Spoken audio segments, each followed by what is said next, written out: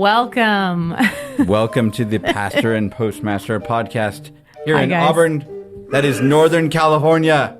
Howdy. At the Bell Road Baptist Church Studios with the pastor, that's me, and actually the postmaster, who is also a pastor, Bo Vance Salisbury, and then our producer, three-piece, producer, Woo! pastor, postmaster, Kyla Rose At now. What you want to know, but wasn't in the sermon. Where the academy meets everyday life.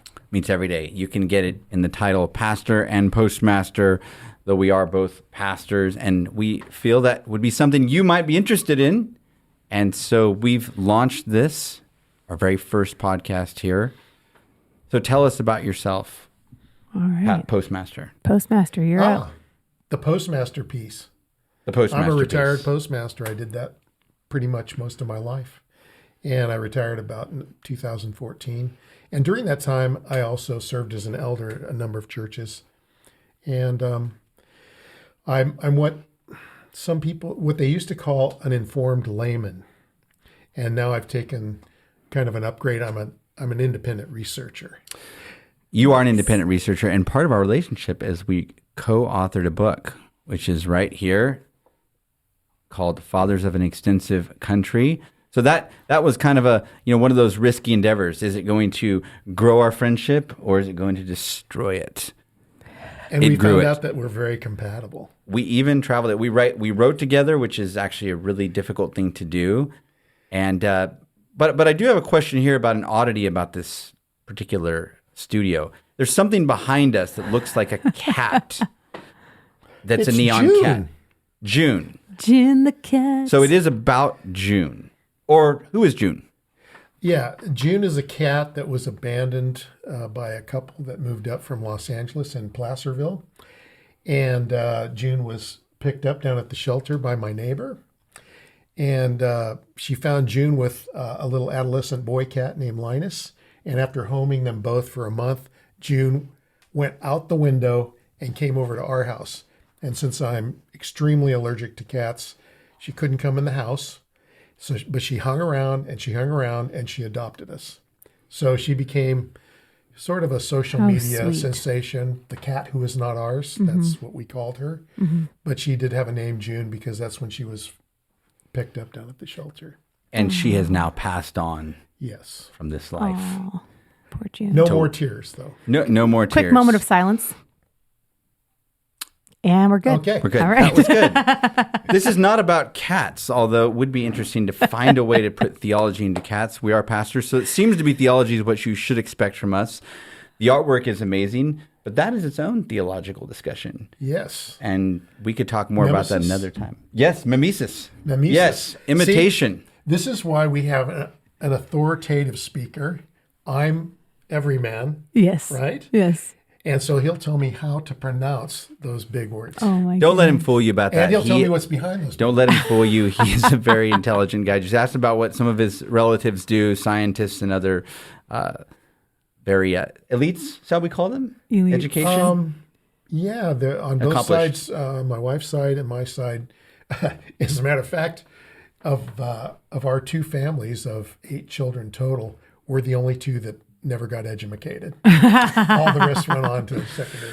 Well, you are a true American story because you were able to do all the research, incredible amount of knowledge without having any formal training, at least at like a PhD level, and that's part of how we work together. So speaking of knowledge of how things work, let's talk to our producer here. Hello. Tell me a little bit about all the work that went into this. Well, it's funny. We actually were halfway through this segment when I realized we weren't recording. So, so that was fun. So I actually am quite. I'm going to agree with Ryan thinks that it took a lot, which I downplay it. I'm like, no, it didn't really take that much. I mean, I plugged some stuff in and prayed, and we prayed and talked, and there was some prep and whatever. But honestly, it does take a little bit of patience. So with patience, I think took a few days to plug it all in.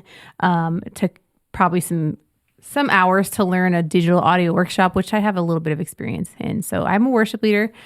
here at Bell Road Baptist, and I am a photographer too. So the left hemisphere of my brain is essentially fried from 4 children and from past poor experiences and poor decisions. So the right side, however, is doing great. And I feel like it's the right side, right? I don't know. I may say things that are kind of off because I'm tired. I have 4 kids. They're great kids and I have a great husband. And so he allows me to tinker around with, electricity and photography is my deal. I do that here over in Northern California. I've spent lots of hours in weddings, specifically more than anything. And, so really I had a lot of equipment. And June, the cat, that was a fun thing. I had her just, I took AI. And she was your choice. She was that was your artwork choice. Oh my gosh. It was a surprise. I didn't force this on anyone. He didn't force this. Ryan showed me a picture and I died. I was like, what? That's the face of our podcast. Like, because I didn't want it to be boring, but I also was like, I didn't want it to be like, well, we're trying so hard to get, no, but it just fell in our lap and I was like, that's the one. So that's kind of how this whole thing has been working, which is really nice. It's just like really come together organically. And God has just really just been laying on it, I guess he's just been like, what do you call that? Like showing us how to do things and just prompting leaning it on me. I went to visit your family and see you at the Living Well. Yeah. Oh, that's right. And that's where we met. Yeah. And you already had this podcast. That's right. I was starting to think. Yeah, we were talking. It was mainly a joke at first because I was like, Ryan's really, really smart. We should do something. And then I was like, you should do a podcast, man. I'd listen to you. And then Bo came along and I'm like, this is just too much. Like this has to be the Lord. So we just went with it. So. Called division of labor. It couldn't have happened without all of our parts coming together. Absolutely. You know, it's interesting too. I mean, you know, we're pastors, we're going to talk a lot about obviously the Bible and theology, but I would say that, you know, the artwork, you often think, well, that sounds to be kind of eclectic and goofy, but there's an aspect of just being human, that artwork is a part of the image of God. Mm-hmm. You create. That's my whole, that's the nexus that it comes from. And now, working with you on the book, I've read Jonathan Edwards. I knew about Jonathan Edwards, but I had no understanding, no idea about his view of true virtue and beauty. So now I'm immersing in Jonathan Edwards. Great. I love Jonathan That's kind of going to gives form to what I've been intuiting or. In Gateway Seminary, where I'm an adjunct professor, I'm also my PhD. And I basically focused on evangelical revivals. That's kind of my specialty, I guess you'd say. They have a Jonathan Edwards Center, which is interesting to think about how a Southern Baptist seminary, in some ways, one of the many centers that's like, the first one is obviously Yale University, and then there are regional centers. So it's interesting how we're the kind of heirs of that. Because even Jonathan Edwards obviously has been canceled in many places. We could talk about that another day and age. I will say about the art, I'm reading Ivan Turgenev's Fathers and Sons. One of the first times the word nihilism is mentioned in literature. The book was written, I think, in 1863. And it's really interesting because there's one guy named Bazarov who's talking to this woman who's interested in him. And he says, she asked, well, what do you think about art? And he goes, I have no use for art. All he does is like dissect animals. And he doesn't see. There's no art in the animals. There's no art. There's no. We call him today like an activist, or there he would be like a kind of proto anarchist. Oh wow! Because this is the generation that preceded, you know, the Bolshevik Revolution, like, you know, 50 years later. But it's just interesting that you could say there's something beautiful that's interesting in the world that doesn't have a social, you know, amelioration or something like that. So you know what? We're going to celebrate the cat. Mm-hmm. The creator, of course, of the cat. Yes. But a gift you have. June in her garden, in her Victorian dress, with her friend, the titmouse, on her shoulder. So cool. We'll have to bring the image, the full image at some point to see yes, it. But the podcast, though, it will be focused on several things. We do want to talk about stories, good stories. I think real stories. We're going to do Bo's story, actually, in our second podcast, about his conversion, an unusual story without giving it all away.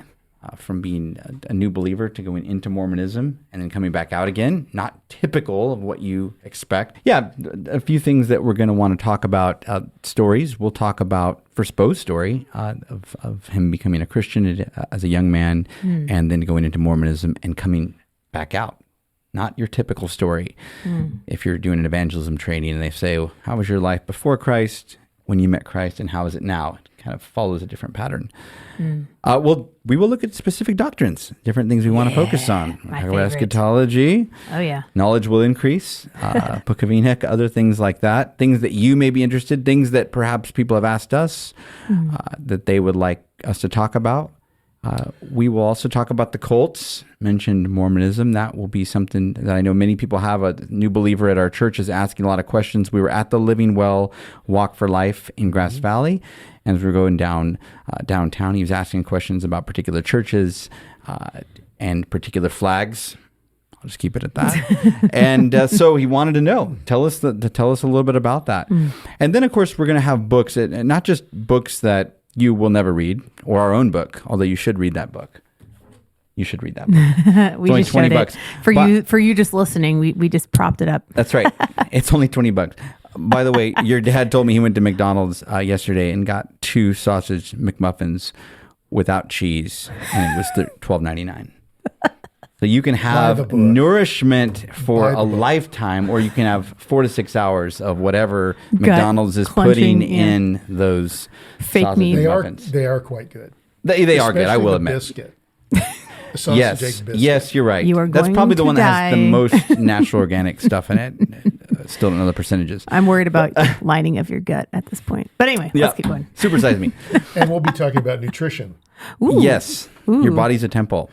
But your father-in-law, Wolfgang Rosenau, asked me a question if I had heard of a book called The City of God by Aristotle. Did you know Aristotle wrote The City of God? I learn something new every time I'm with you. Augustine of Hippo. Aristotle preceded Augustine by about 600 years. Unless you wrote a book that Wolfgang knew about that I didn't know about. But he asked, well, what about the book? Tell me. Have you read it? I said, yes, I've read it. How long did it take you to read? Is it a big book? It's a big book. It took me a while. And I was thinking, man, a podcast, 50 minutes, we could cover the main points. You're reading The City of God, aren't you? Yeah, I started because I realized that we're in decline, possible societal collapse. That's true. And so I thought, well, it's time to read Augustine's City of God. And I started out with it a little differently because as I don't want to go too far into it, but basically it's a polemic against all the gods of Rome that didn't keep them safe at the beginning. So I went straight to the Christian doctrine part towards the end, and then I realized, oh no, these ancient gods are still with us. So I went back to the beginning and started over. So It's an incredible book. And so it's like one of those books that even if you haven't read it, you're probably familiar with the categories, like the idea of like 2 kingdoms, 2 citizenships. He has the 2 categories of 2 cities. There's a city of God and the city of man, and they coexist. I mean, if you want to think, well, what's the Bible passage he used? It's Matthew chapter 13, the wheat and the tares. Oh, wow. That's kind of where it's drawn from, where, there's a field of wheat, and then, as Jesus says in this parable, an enemy sows tares, weeds. They come up together, and the servants say, who put weeds in this good field? And he said, an enemy has done this. And they said, well, let's pull up the weeds. He said, no. They have to grow until the end of the age, because if you pull up the weeds now, you'll also pull up the wheat. And so Augustine's trying to capture how is it that a empire, the greatest in the world's history up to that point, could become Christian and then collapse. Because the pagans were saying it's because we've forgotten the old ways, the old gods. And he said, no. It's more complicated than that. And that's why the book's 22 chapters and 1,400 pages. Oh my gosh. now I have something. Since I represent every man or the everyday person, some people in the past used the term an informed layman. And now I would say I'm an independent researcher. I want to kind of up it a notch or whatever. Yes. So I'm interested in these things. And I'll always have questions when I'm hearing somebody explain something. So something that came to mind right now while you were talking about the city of God, and perhaps we can get into this later, but in our book, we talk about Daniel Merrill, who was a two-kingdom Baptist. So down the line, when we talk about Augustine's city of God, are there any parallels there with Daniel Merrill's view? Yeah, read the book. But yes, I mean, basically, I mean, as far as I know, only extreme groups have like basically abandoned the idea that you have this tension or paradox. You know, you're a citizen of this world and a citizen of the kingdom. How do you do both? How do you, I mean, it comes from Jesus. You know, you pay things that belong to Caesar's, and your taxes are the most obvious thing that are mixed in what they go to. And yet somehow you're able to be a believer and still be enmeshed in it, immersed in it, and still have to not feel at home. That's the big theme in the city of God is you're a pilgrim. Pilgrim's Progress. All these books drive from that idea.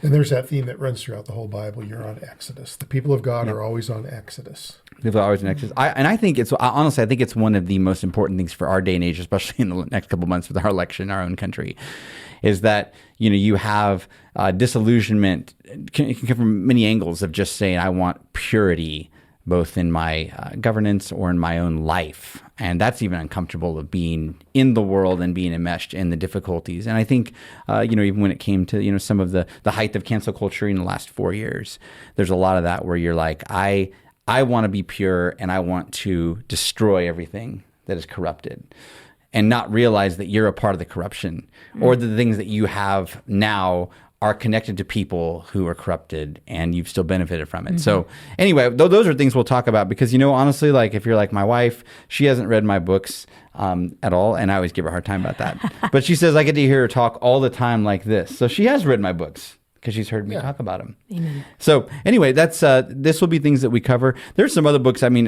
that are just short ones that I think are worth reading. I'm thinking of a book like Tortured for Christ by Richard Wurmbrand. That book is beautiful. I was telling Janae, I said, there are a few books I've read that made me cry. That one made me cry. Because at the beginning of the story, I shouldn't give it away. I can't give it away. I'll wait to tell you the story. It's an amazing story of how he's converted as a Jewish man that becomes a Lutheran pastor. But anyway, let's talk about our story, Bo. I mean, if someone doesn't know us, how did we meet? We met when you were a cub reporter for the Grass Valley, Nevada City Union, the local newspaper. We were replanting our church somewhere back around 2011, 2012, and you were assigned, you were on the religion beat. And that's when we actually met. I knew about you. I knew your father. I knew about your family. But that's when we first met. And we hit it off right away and found that we're very similar in our theology, our view of the church, so forth. And we have a cool cross-generational friendship since you're like my parents' age. Yeah. And it turns out that I lived probably 5 miles from your mother growing up. Yes, down in Southern California. That'll be part of your story conversion growing up down in Whittier. Yeah, Whittier. And she was from Norwalk. Right? And your abuelita? Abuelita, yeah. We live in her house now. I mean, she's since gone to see the Lord. But yes, so my wife and I, we live in the house that was where my grandparents growing up. My grandparents were members of this church that we're in now where the studio's at, late 80s, early 90s. So really cool connections. That'll be a great story. Maybe I'll talk about my story, how I got here. But yes, I was working as a freelance reporter. My sister and my brother-in-law are both journalists in Nevada for a publication called the Nevada Independent. And so my sister, she worked for the AP for a while, and she was living down in L.A. And so when she stayed up with my parents, she actually got me a gig writing a little bit for the Union. So, you know, if you're learning to write, I would write a piece and then all the edits. Yeah. And it really helped a lot, tightening the writing style. I made $50 an article. Wow. So you It went farther back then. So you've been profiting off our relationship. I have not yet to get anything from this book, but I have averaged, say, about $20 to $30 a year for my first book. And it is July, isn't it? It is July. We should be getting a check. We have not gotten it yet.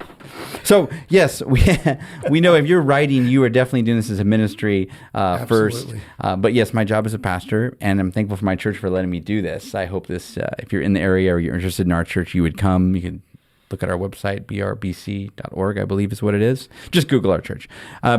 But yes, we wrote a book together. So that happened 3 years ago. Bo, you lived for how many years in Maine? 3 years. 3 years in Maine. No, yes. We wrote a book in 3 years. How long did you live in Maine? What are the odds? From 1993 to 1996. And here's a good plug for my employer that allowed me to do all these wonderful things. I worked for the Postal Service for 39, almost 40 years. And most of that was as a rural postmaster. That's where we get the postmaster part. So I've seen a lot of people. I got a lot of stories to tell and so forth. But yeah, I it's so funny when you think about the postmaster. A lot of people wouldn't necessarily know or think about that job, how much work it is, and how central it is. Yeah, and I was all in. I loved it, and so we can talk about that. We can talk about what that's like from a Christian perspective. I mean. You know everyone in town. You know a lot about them, whether you want to or not. Highly confidential. I put a high priority on being confidential. Some small postmasters, some rural postmasters, you're expected to dish the dirt and to be part of communicating. And no, that's just not good. Wow. It's interesting about Bo. You said an informed layman. I would say it informed more than most, just like you as well, with your knowledge of tech stuff. But one thing I would... Did the camera get your eye roll there? Yes, I will take that out after No, that was, in post. Maybe I'll leave it in and then we'll put it in the trailer. That'll be great. It's endearing. It's endearing. It's endearing. Bo is a good example of, at least in our country, you can still be a layman. And you can write, and there are scholars and people who write in fields that will read the manuscripts. Right. It's very encouraging, by the way. Yeah, it is. And when we get further in, when we talk about my story of my time in Mormonism, did you want to bring that up? Oh my gosh. Because such a great story. EP2. That's where I met people. EP2. I met people who were informed laymen that impacted history in a huge way. Just people going to a courthouse on their sabbatical during the summer, going through records and town halls, and making huge historical discoveries. Wow. So I thought, hey, I can do that. Yeah. The biggest fear I think I have, I mentioned this in a sermon last week, just about our country, is just, that the biggest threat I think is apathy or not caring about things. And Janae and I, my wife, read Fahrenheit 451. And one of the dystopian novels, another great one, awesome, the recent one, and basically in the story, the idea that Fahrenheit 451 is the temperature at which books, combust. Didn't you spill gasoline on yourself today? I did. We will not light a match in here. Tell us about that story. Currently, I stink. I reek of gasoline. I took my jalopy to the studio today, and it's got a different way of doing gas. Okay, so I was at the gas station with my bacon because I bought a side of bacon from Missions Coffee this morning, and I went and I pulled it out of the I don't know what you could gas tank, and I thought the nozzle. Yeah, the nozzle. Again, fried my brain cells. So just remember that. But I pulled it out, and it just I don't know. The guy next to me was looking at me. It just spilled everywhere. It just went whoosh on my legs, on my hands, and I did not even wash them yet. I smell because I wanted to make sure I was on time for the party today. And the guy next to me is looking at me, and he's like, and I'm just like, I am a mom. So was it gasoline or diesel? It was 100% gasoline. Then you're highly flammable. I'm very flammable. Maybe I have COVID because I can't smell it. Maybe, just kidding. Maybe it ruined you forever. I don't have COVID. No. That's funny. Yeah, but at Fahrenheit 450, see, a podcast, you get to see a sermon, you can't just do that. But a podcast, Exactly. You can go off and talk about the random stuff that happened in your day. You can go off. Yes. Yeah. And Fahrenheit 451 is when books combust. But anyway, Ray Bradbury talks about this, where basically there's no interest in reading anymore. And Bo, you're a good example of someone who, without the titles, did the research, made the arguments, and there are still people that want to hear it. So I think it's encouraging for us, and also encouraging for you if you're thinking, I want to read, I want to research. There are still things available, even on Google Books. It's amazing how that's democratized research. Yeah, and that's why I call myself an independent researcher now, because I thought, how am I going to access all this stuff that's out there? And so you go online, you find out that's a category, independent researcher. You can join associations, and then you can get credentialed to use sources like Google Books and others. Yeah. And so I've found those. You can find those too. You can find them too if you're looking for truth. About anything. About anything. Yeah. And you talked about, that's kind of history about Mormonism as well, doing the deep research on it. I think that'll be a wonderful thing to talk about. Just in my story, I was raised, I was born in the Bay Area. I was born in San Jose in 1985, lived in Union City. My dad's been a Southern Baptist pastor since I was like 6 months old. No, 2 months old. It was in May of 85. He was ordained. I would have been 2 months old. Wow. And so we grew up in Northern California, but most of my life, like from 5 to 22, I lived in Manteca. I talked to someone at Grocery Outlet a few weeks ago, and she was from Modesto. So you'll understand the context here. I said, yeah, I'm from Manteca. She goes, I'm sorry. And then she said, well, of course, I'm from Modesto. And so we kind of had a laugh about that. It's but it was better. but you know, it's funny. And my dad and I will probably listen to this. When I tell him that, he gets a little bit irritated. It was a very wholesome upbringing. I appreciate it now more than I did. So I think once the recession happened in 2008, there was a huge, obviously the real estate market crashed and stuff. It changed stuff, but it was a great upbringing. And I the longer I live, the more I appreciate that, what it gave me. I was raised in the church. I'm not one of those guys deconstructed. So I went to a Christian college. Thank God. But man, that had the biggest impact on my life. Without spending too much time on my story, I would say I was considering either being a teacher, like a high school teacher, or going in the military, really close. Like I had two friends that twin brothers that both went in like elite forces. I was training for that. Wow. But then I ended up, there was a really powerful chapel session because at Cal Baptist University, you go to chapel once a week, and I ate it up. And David Platt was there, and he was only like 27, 28 at the time. He just recited 8 chapters of the book of Romans from memory. And I talked to another girl that's in a class I'm teaching, and she said, I still remember that too. It had a huge impact on my life. That's all he did. And it was a missions emphasis, and that had a big impact on my life. It's like that moment, I was like, I want to consider going to the ministry. Before, I'd never thought of being a pastor. My dad never pressured me into doing that. That's good. Yeah, it is good, and I don't pressure my son either. But it was powerful, and I appreciate. There was a friend of mine named Ethan Johnstone, and he encouraged me to do prayers on Monday mornings. There's 3 of us that used to go in a prayer room at like 6:30 in the morning, and it's like, man, these like signposts, these transition points were huge on my life, and I really appreciate that.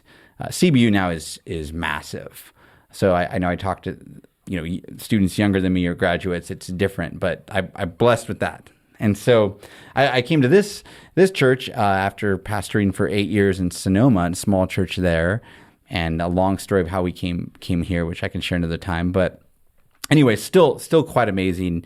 And I finished a PhD. I'm really thankful that I could afford to do that. It's subsidized by our denomination. And so I wrote on the theologian Andrew Fuller.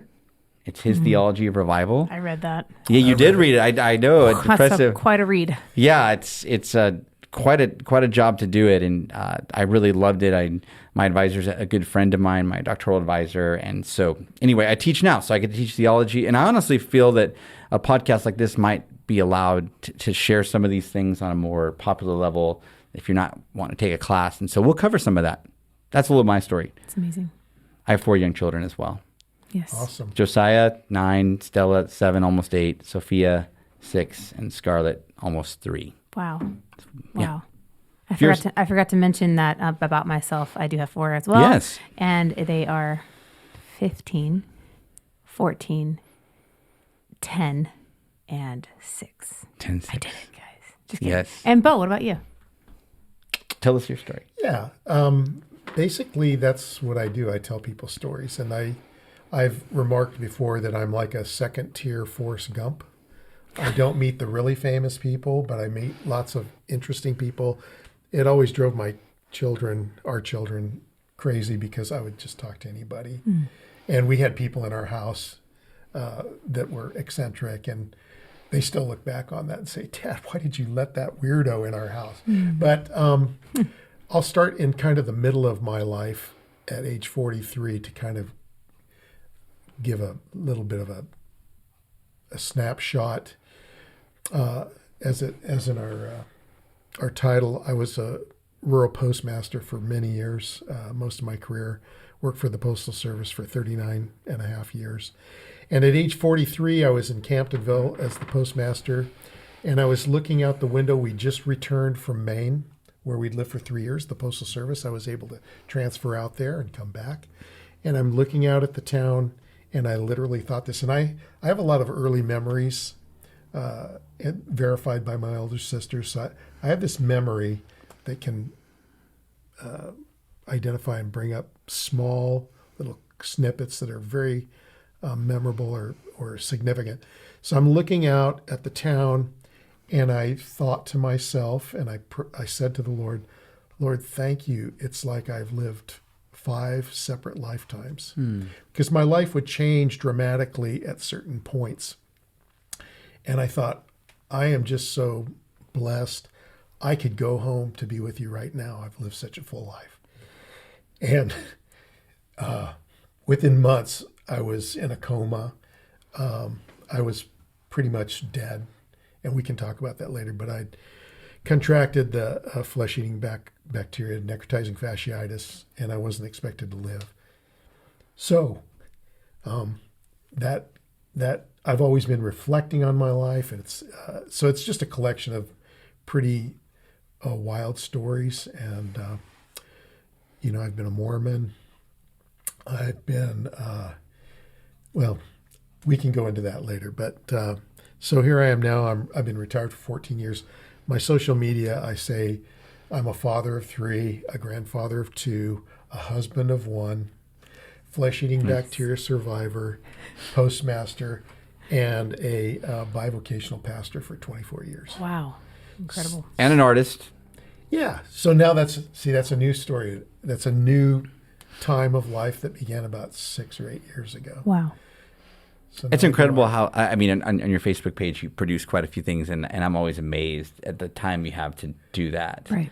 It's really remarkable. At time to time, I think we are going to be showcasing art on our wall here. We have 1 piece already up. Well, I guess 2, because that would technically be Bo's first art piece on the wall. And then we have a guy named William Brisbane. I love it. Yeah, he was an attendee here. I don't know too much about him. Make up a story. There we go. I'll make it. So this guy was part of our special needs ministry here at Bella Road. And he was very artistic, and he painted. So he did the one behind me here. Yep, there he is. And then over here. And what's interesting is for so long they were at our church. We have a pretty large ministry here for the special needs. And after COVID, they basically got locked down, and they hadn't really been back for some time. So it's really kind of cool, because now that it's kind of calmed down, we have them back. And William, I don't know where he is, but we have a ministry back, and it just reminds us of kind of who we are as a church. And it's a really cool reminder of just God's, the least of these, and how talented. And I think it speaks volumes to how disgusting the notion is if your child is, going to be born with a special need or with like a extra chromosome, whatever they would say, and become you can essentially murder this child. It really is quite a time we live in, and so for me that means a lot to be representing our special people, because they are people, exactly that. They are very smart, educated in their own way, and they have they're very artistic. They're just super sweet. I mean, they're the last to complain. They're the first to worship.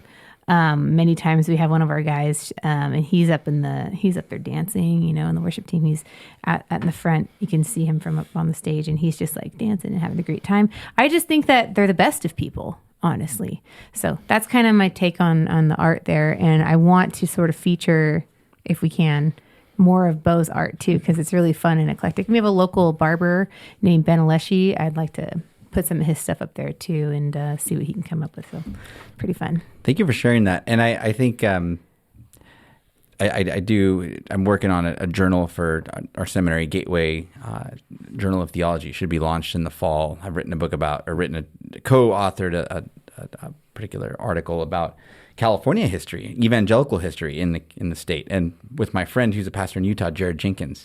And anyway, one of the persons who contributed an article teaches like special education at Cal Baptist, and talked about how most churches are somewhat hostile or indifferent to those with special needs. So it was interesting to think, it's a challenge if you're honest with the church and having a ministry, but important, especially when you think this is like especially in COVID, I mean, just essentially imprisoned. And so here they get to come out and worship.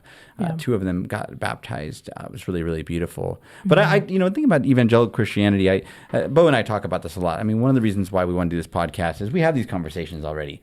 And it's like, or maybe they're worth sharing. But you hear a lot about deconstructing your faith and disillusionment with the churches. But I honestly don't understand it personally. Maybe I'm a part of the problem. Well, I don't get it.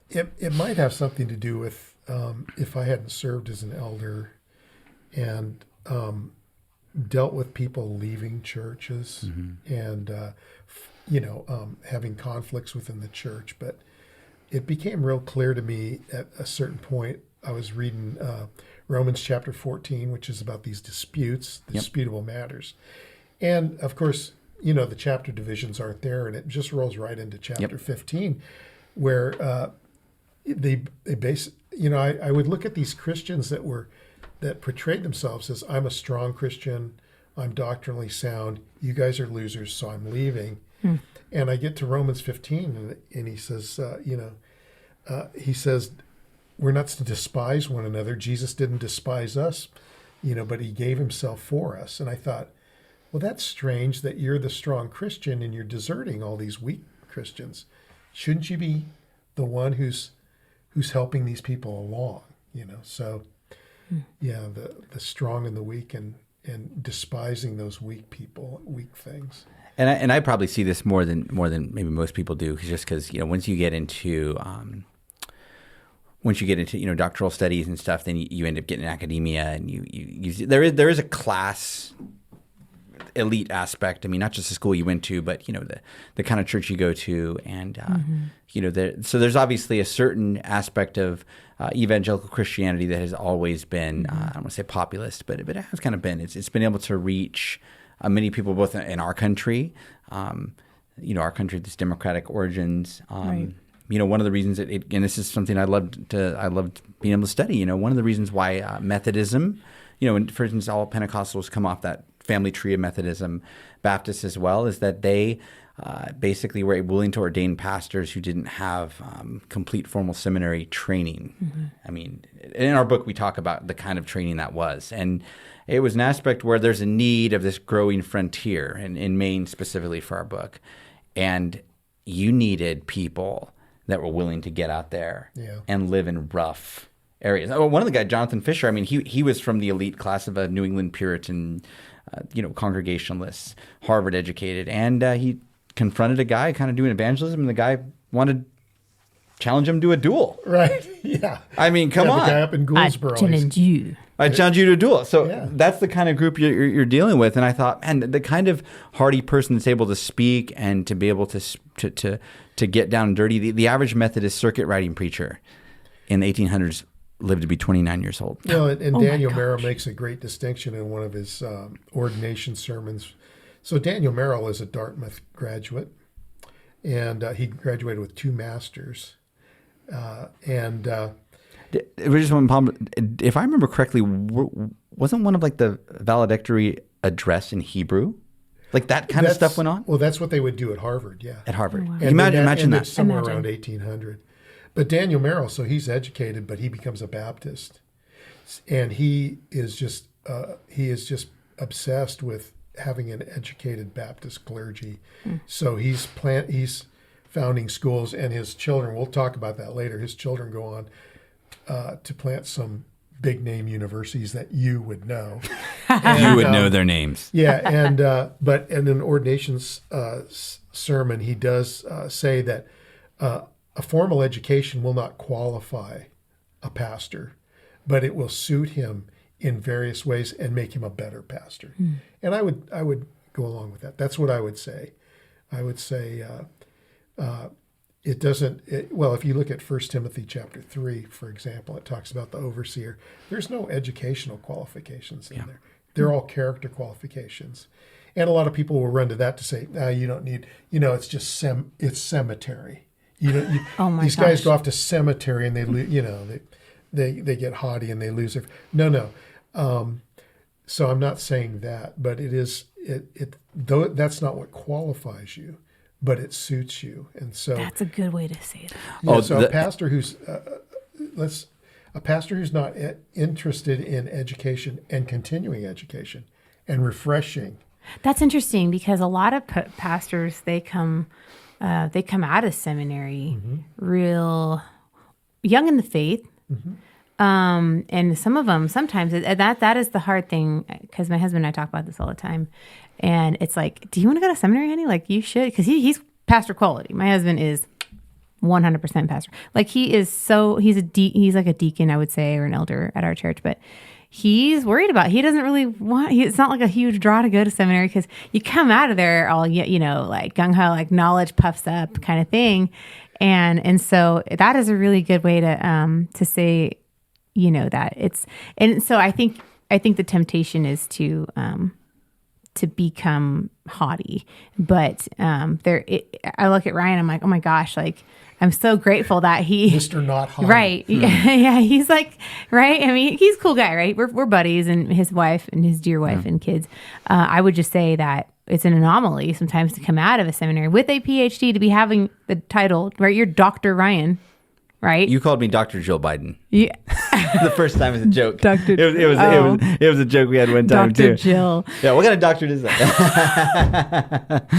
What doctor are you? Yeah. It's funny. A lot of people don't know what goes into it. And that's kind of why. And honestly, just kind of. And I was glad you brought that up, because I originally, for most of like the Western educational tradition, you had like 3 service doctorates. You have a doctor of medicine, Juris Doctor, lawyer, and you have theology.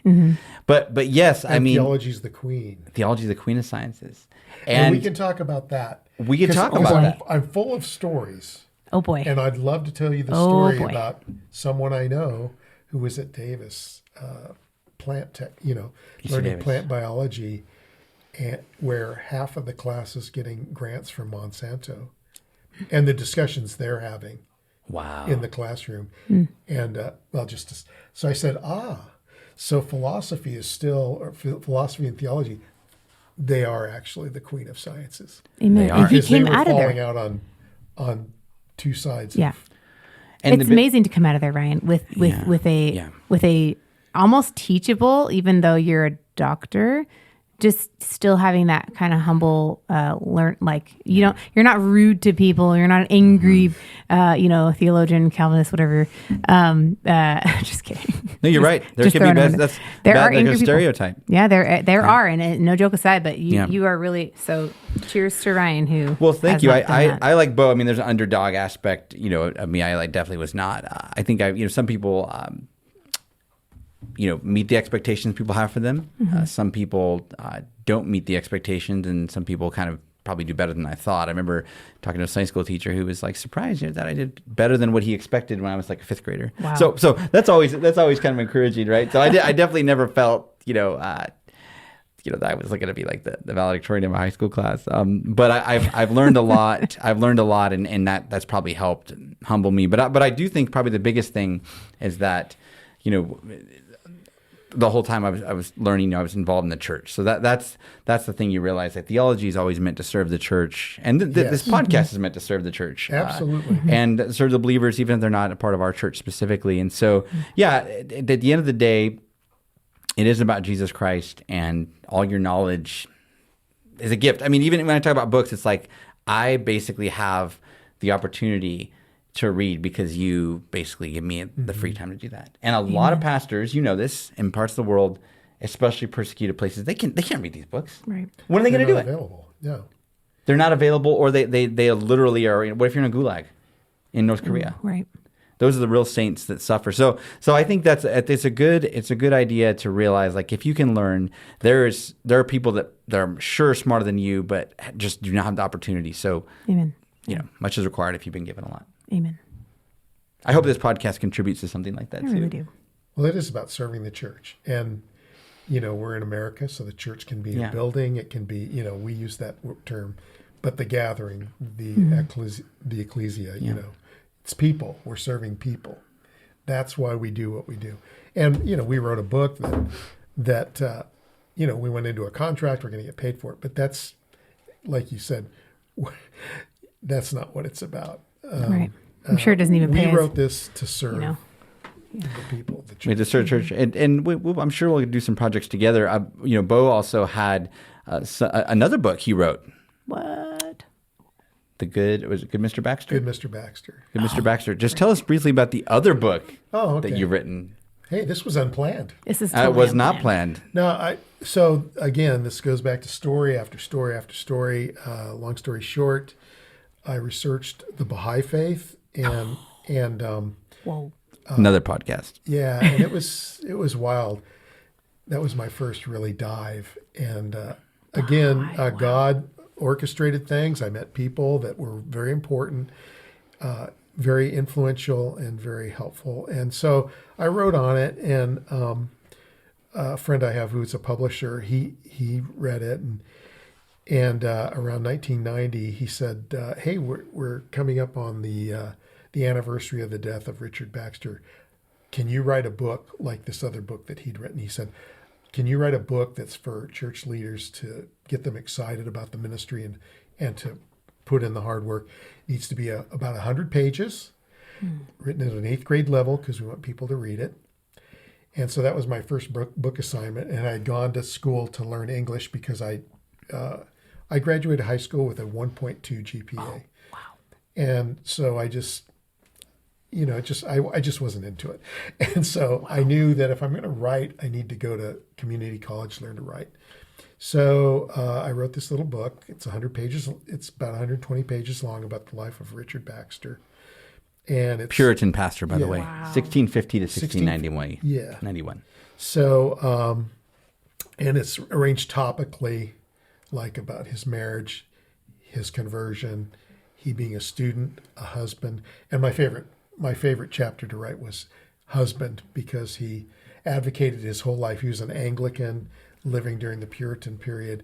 He always said that the ministry was so time consuming that I don't see how a man could even possibly have a wife and give her the attention she needs. And he argued for that. And then he was Then he a met the right woman. non-conforming minister, so he was guess ejected from, he was not allowed to preach anymore.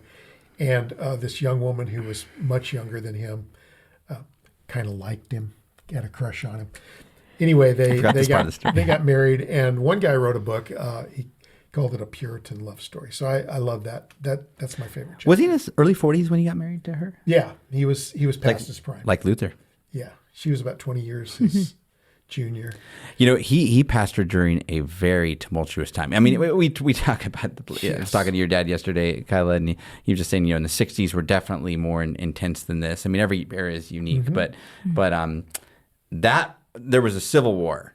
Yes. The English Civil War. Yeah, and Tim Cooper, who's a Baxter scholar, there's always this, among Baxter Puritan scholars, there's this back and forth, and especially among Baptist pastors, there's a big back and forth over, are you on John Owen's side or are you on Richard Baxter's side? Yep. And doctrinally, I would be with John Owen, but Tim Cooper makes, his thesis is that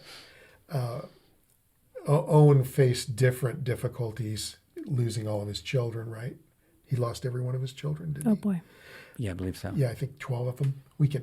We'll edit this out if it's wrong. Baxter is shaped by being a country parson. He's out in the country, and he comes upon the scene right after this battle at this bridge where people are just piked and just, Oof. and so he's always working towards unity because he's just seeing this horrendous warfare.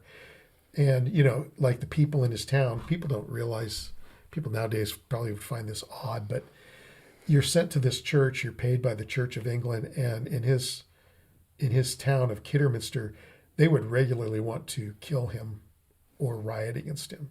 Wow. And then he would preach the following Sunday, and he said they would become mute as fishes when he opened up the word to them. So he's living in a war zone. That kind of a thing. A real war zone. And also, too, like I remember you mentioned in your book that there was a point where he became the assistant. Yeah. When the politics changed at the state Yes. church, Anglican Church of England, a guy who wasn't doing the preaching got the main salary. Yeah.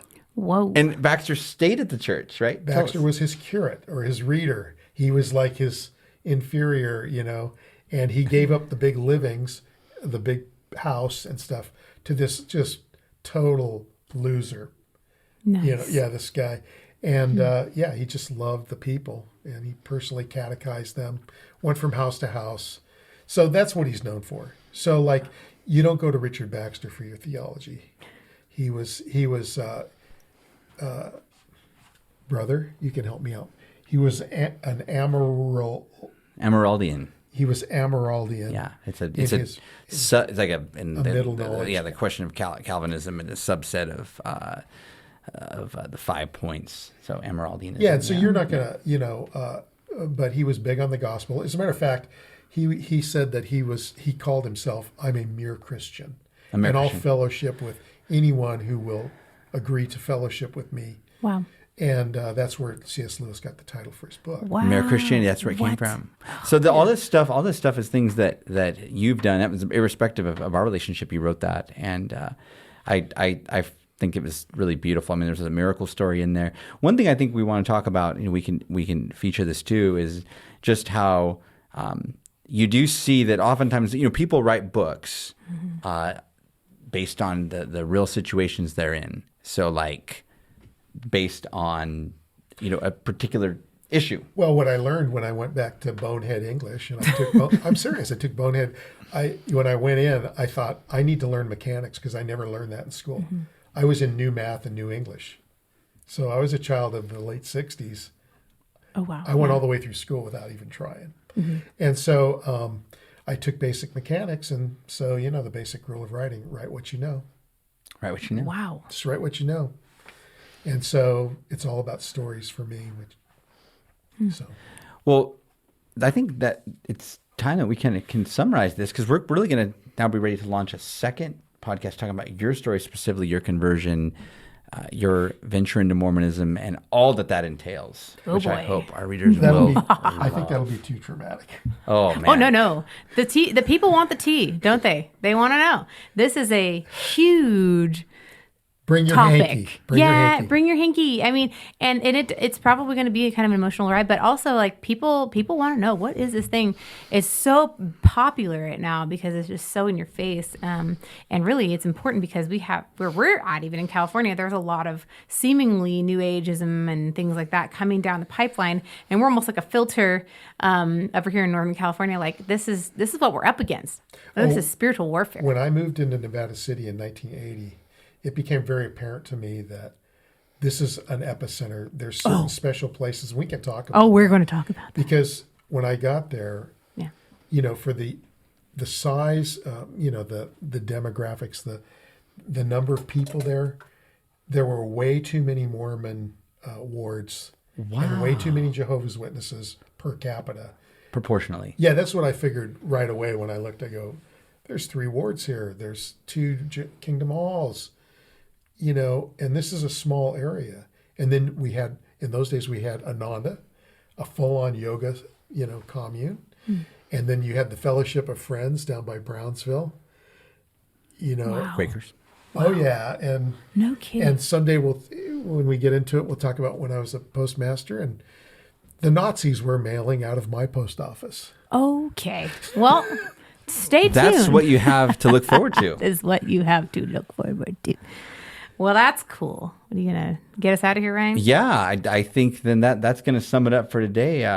Gosh, do you have any producer? Do you have any things about liking our page or any particular promo? Oh, stuff you goodness, think? yes. So if you want to subscribe to us on YouTube, we are going to be on YouTube as a, I think it's called a videocast or vidcast or vodcast. I don't know which one it's called. However, you can find us there, Pastor and Postmaster. We will be launching this by the time you watch it. Of course, it'll be dropping. EP1 will be dropping. We have a trailer you can more than happy to share on your social media. You can head to Spotify to find us, and any other podcast platform that you want to. So, but in the meantime, guys, this has been super fun. And I bid you adieu. I bid you adieu. God be with and from you. time to time when I'm on, I will actually do the rich man accent, which is this one. He had a lisp. And this is what I really like to do in my spare time, is talk like this to my children. Child, pick up your toys, please. As it suits the Queen. So as Joseph Smith wrote in the Book of Mormon and was later removed, I bid you adieu. I bid bid you you adieu. adieu.